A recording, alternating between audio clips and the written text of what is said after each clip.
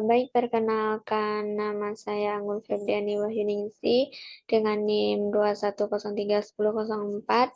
Di sini saya akan mempresentasikan hasil produk yang telah saya kembangkan dari mata kuliah pengembangan praktikum biologi sekolah dengan dosen pengampu Ibu Fitri Olivia Rahmi.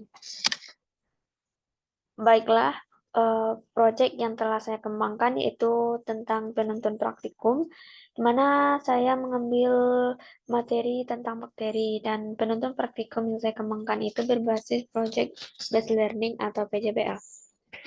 Pada penuntun praktikum yang saya kembangkan ini, yang pertama sekali itu dicantumkan kata pengantar.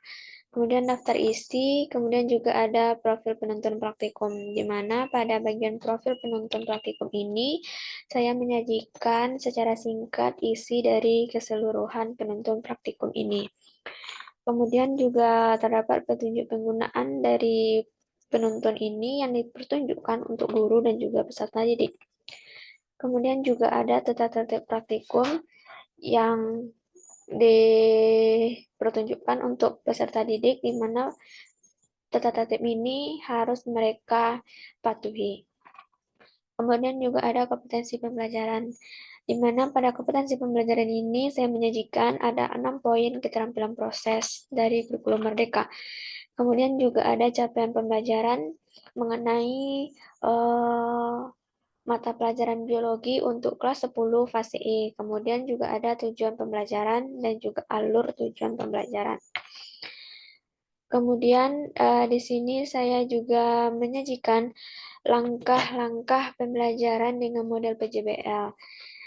Atau yang lebih spesifiknya, langkah-langkah praktikum dengan model PJBL yang telah disesuaikan dengan sintak PJBL.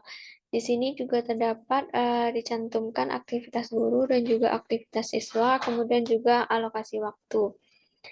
Yang pertama itu sintak PJBL-nya memberikan pertanyaan mendasar. Untuk aktivitas guru, pertama sekali guru akan memberikan topik kepada peserta didik. Kemudian itu guru akan memperlihatkan video tentang pembuatan proyek. Di sini pembuatan proyeknya itu pembuatan yogurt. Kemudian peserta didik nanti akan mengidentifikasi dan juga merumuskan pertanyaan mendasar. Contohnya itu bagaimana proses fermentasi itu dapat mengubah susu menjadi yogurt. Kemudian peserta didik itu memecahkan masalah dengan nanti membuat produk berupa yogurt. Kemudian barulah guru itu membagi peserta didik ke dalam beberapa kelompok dan guru memberikan gambaran umum mengenai proyek yang akan mereka kerjakan. Kemudian guru akan memberikan pengarahan tentang hal-hal yang harus mereka perhatikan selama mereka akan mengerjakan proyek. Dan setelah itu siswa atau peserta didik itu akan berdiskusi menyusun rencana pembuatan proyek mereka dan juga peserta didik itu mendengarkan gambaran dan arahan dari guru. Kemudian kemudian dilanjutkan dengan guru membantu peserta didik itu menyusun jadwal pembuatan produk. Kemudian guru memberikan pekerjaan proyek berapa kali pertemuan. Kemudian dilanjutkan dengan guru memonitor perkembangan dan aktivitas peserta didik dalam pembuatan proyek. Kemudian guru akan memberikan dan bimbingan dan juga informasi tambahan yang mendukung kelancaran bagi peserta didik dalam membuat produk.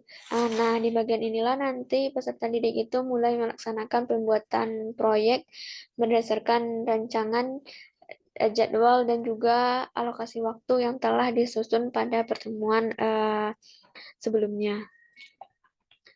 Kemudian barulah nanti guru menilai proyek peserta didik yang telah mereka kerjakan.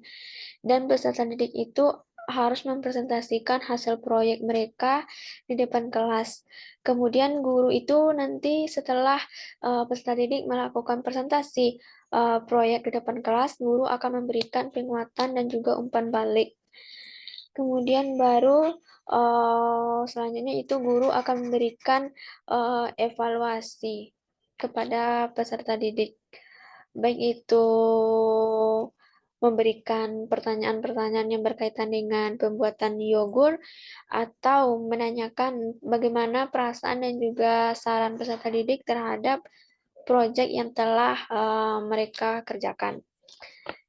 Nah, setelah saya menyajikan langkah pembelajaran pada penuntun praktikum, barulah nanti terdapat praktikum atau proyek yang mereka kerjakan, yaitu pembuatan yogurt buah.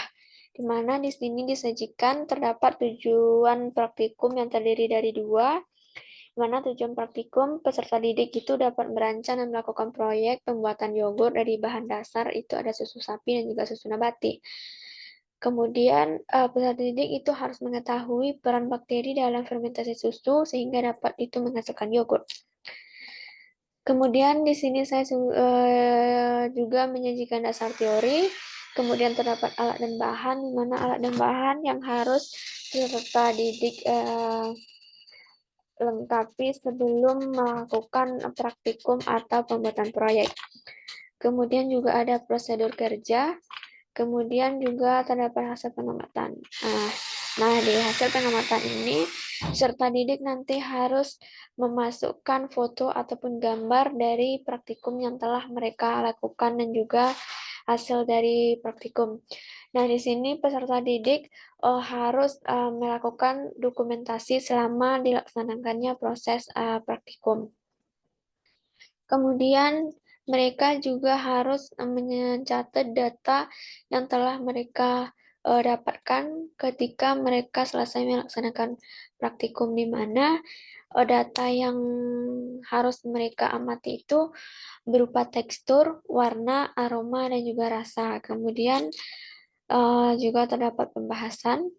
Kemudian di bagian akhir saya juga menyajikan diskusi ataupun evaluasi, yang mana diskusi dan evaluasi ini harus dikerjakan dan juga diisi oleh peserta didik ketika mereka selesai melaksanakan praktikum. Kemudian juga ada refleksi yang tujuannya untuk mengetahui bagaimana perasaan dan juga saran peserta didik setelah mereka melaksanakan praktikum. Kemudian juga terdapat kesimpulan dan juga daftar pustaka. Baiklah, mungkin sekian presentasi dari proyek yang saya kembangkan. Jika ada kesalahan dan kekurangan, saya mohon maaf. Wassalamualaikum warahmatullahi wabarakatuh.